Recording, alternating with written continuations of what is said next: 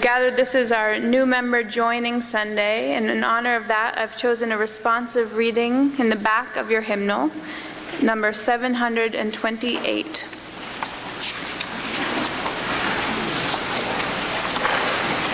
It's entitled, "Blessed Are Those." Let's have this side of the congregation do the bold words, and this side of the congregation respond with the italic words. Blessed are those who yearn for deepening more than escape, who are not afraid to grow in spirit. Blessed are those who take seriously the cause of community, who regularly join in celebration and learning, who come as much to minister as to be ministered unto. Blessed are those who bring their children, who invite their friends to come along, to join in fellowship, service, learning, and growth. Blessed are those who support the church and its work by their regular, sustained, and generous giving, and who give of themselves no less than their money. Blessed are those who know that the church is often imperfect, yet rather than harbor feelings of anger or disappointment, bring their concerns and needs to the attention of the church leaders.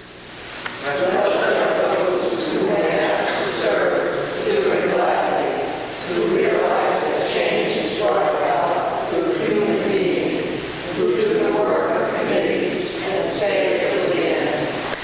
Blessed are those who speak their minds in meetings, who can take and give criticism, who keep alive their sense of humor. Blessed are those who know that the work of the church is the transformation of society, who have a vision of beloved community transcending the present, and who do not shrink from controversy, sacrifice, or change. Blessed are they indeed.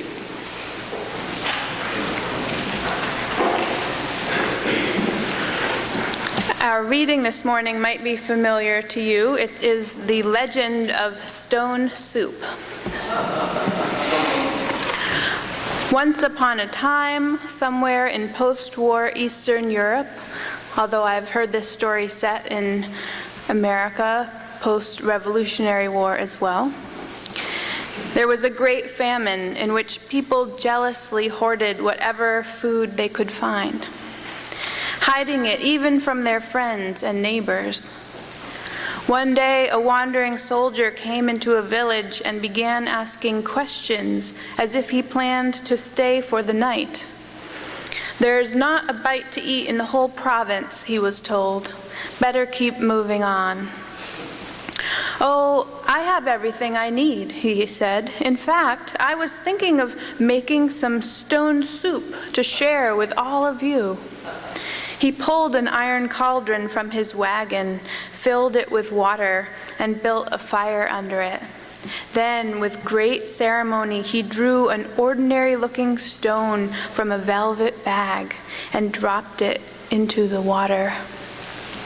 By now, hearing the rumor of food, most of the villagers had come to the square or watched from their windows. As the soldier sniffed the broth and licked his lips in anticipation, hunger began to overcome their skepticism. "Ah," the soldier said to himself rather loudly, "I do like a tasty stone soup. Of course, stone soup with cabbage, that's hard to beat." Soon a villager approached hesitantly, holding a cabbage he'd retrieved from its hiding place, and added it to the pot. "Capital," cried the soldier. "You know, I once had stone soup with cabbage and a bit of salt beef as well, and it was fit for a king." The village butcher managed to find some salt beef, and so it went through potatoes, onions, carrots, mushrooms, and so on, until there was indeed a delicious meal for all. With the cooperation of the whole town, it was the best meal anyone had had in years. And the villagers knew that they would never go hungry again, now that they knew how to make soup from stones.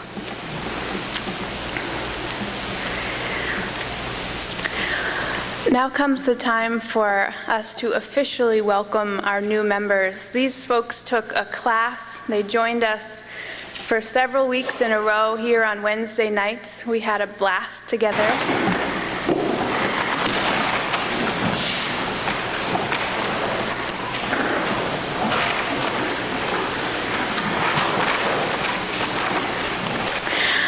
I don't remember what year it was when we got the letter from our neighbor down the street.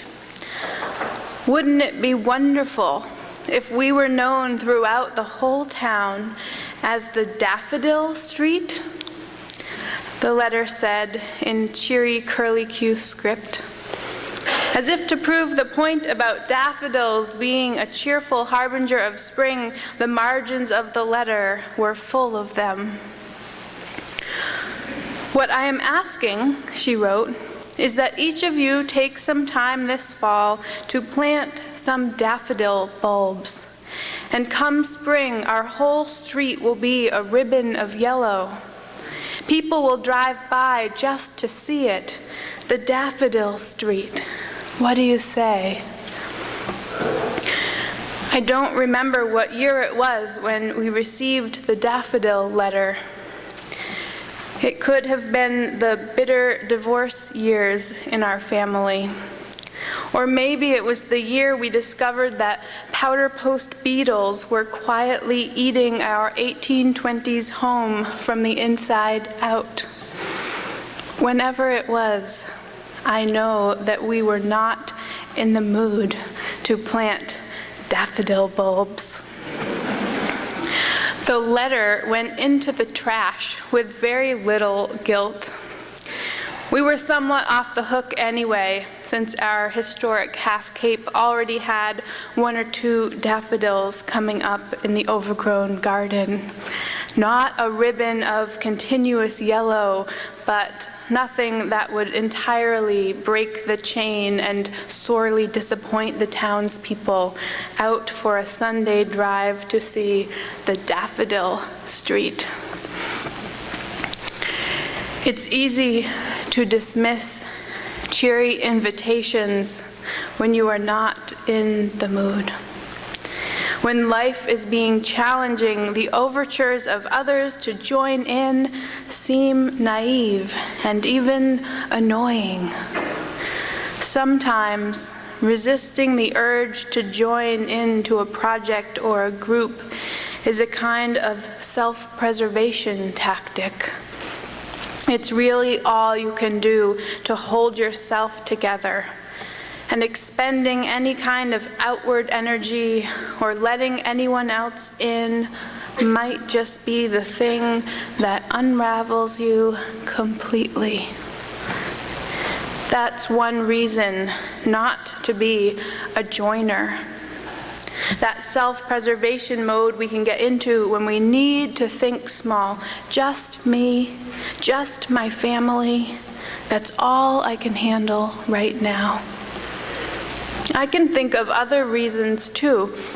There is the freedom that being a lone wolf brings. When we learn to depend only on ourselves, we never have to ask for help. There is some strength and independence in that. I get it. There is the independent spirit inside of us that likes making our own choices, using our own conscience, and not having to go along with the decisions of a larger group. What if people start hampering our creative expression with their groupness? And I mean, thinking or acting as a group can be creepy.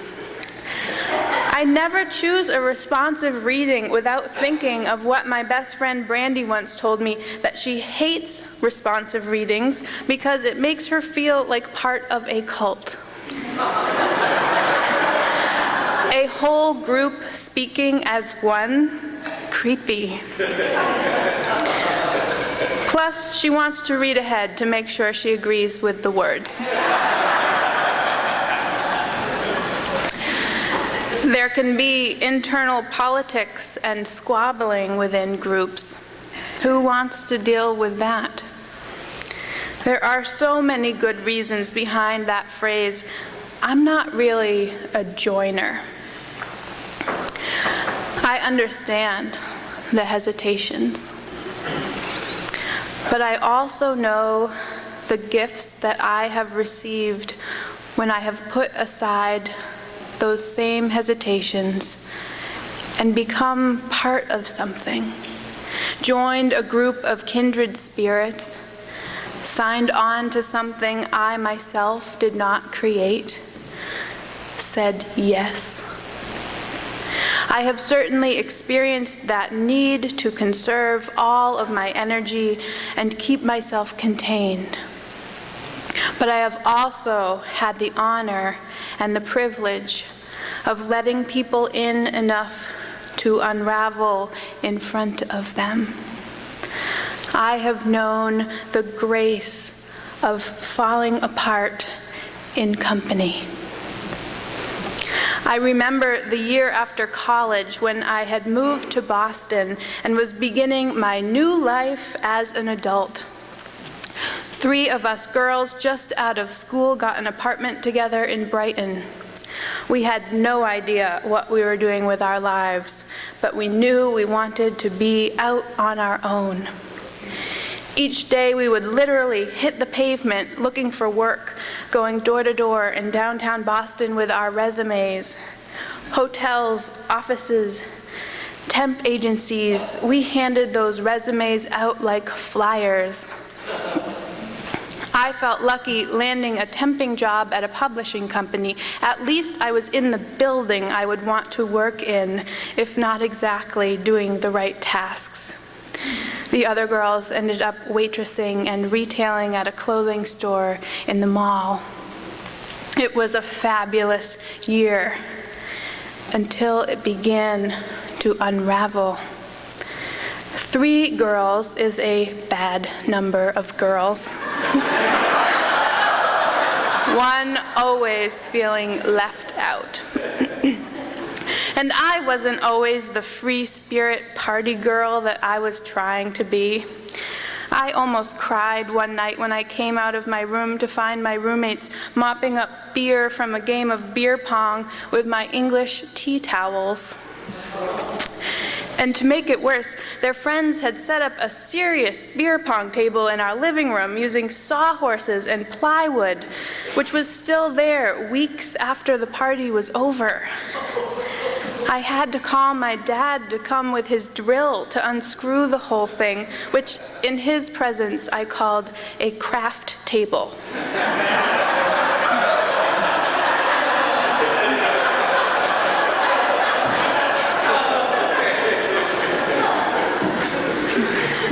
Things went from bad to worse until it was clear that we all needed to move out. The life I had built post-college was coming unglued. Thank God I had begun going to church. I didn't even know how close I was to falling apart until I arrived at the Arlington Street Church one morning feeling fine, and upon sitting down in one of the upholstered pews, dissolved into tears. It was like I knew I was finally in a safe space to fall apart. And the congregation there caught me, held me, comforted me until I could get home and spend some time with my family who helped to put me back together. I didn't have a lot of money back then. My pledge to the church was relatively small. I pitched in other ways, volunteered every Friday night at the soup kitchen, helped to lead a newly forming young adult group, offered my thoughts in a lay-led summer sermon, And those gifts were accepted and valued by the group. At a leadership development seminar one weekend, after I had joined the church governing board, we were asked to describe what our church was like.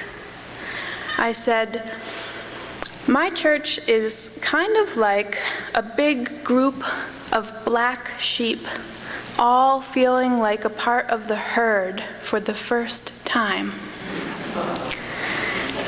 And that feeling, that safety and comfort and well-being that comes from a sense of belonging, even to a herd of black sheep, is something that I cannot even describe.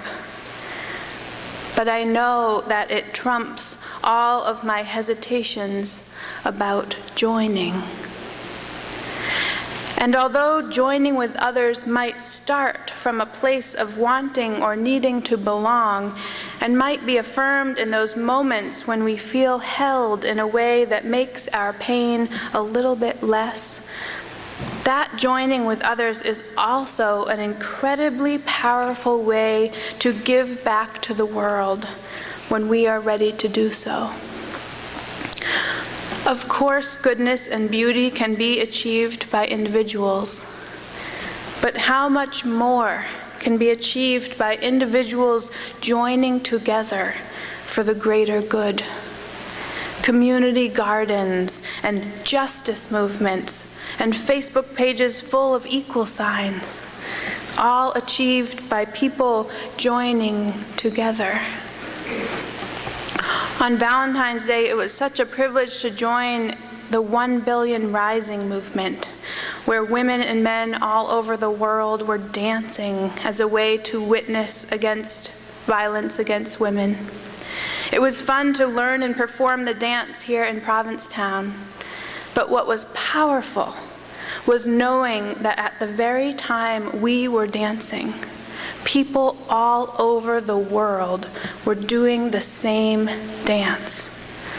And that others were watching it and starting conversations and beginning awareness and building indignation and rage at injustice. All because we were dancing together, 1 billion of us. There are times that call for putting the invitation to join in the trash. And there are times that call for bringing our 1 carrot to the communal pot to see what can come of it. One great thing is that even if we have thrown out the invitation 100 times, it can still be retrieved when we are ready. When my sister was undergoing treatment for cancer, my parents drove to Quincy nearly every day to support her, to pick the kids up at school, to make dinner, to offer a listening ear and a shoulder to cry on. We didn't know if my sister would make it. What my mother remembers most from those drives is how beautiful the trees looked, how unspeakably gorgeous the changing leaves were. Every detail of the natural world was a gift, a blessing to be received. And on the other side of that crisis, when our lives were slowly starting to normalize again, and my sister's health was restored to the point that we knew we weren't going to lose her, my mother went out and bought some daffodil bulbs. She lined the driveway with white stones from the beach and planted fistfuls of bulbs in the rocky soil. And the next spring, the cheerful yellow flowers greeted us all from her yard, affirming life in a tangible way, a blessing to be received and shared. Now that spring has come, I can't wait to drive down my mother's street. You should see it. A street filled with daffodils. And a few years late, our household has gratefully joined in on the project. Welcome to our new members. Welcome to all of you who are here at the Meeting House today to be a part of this community. I am so glad that you have joined us this morning. Amen, and blessed be.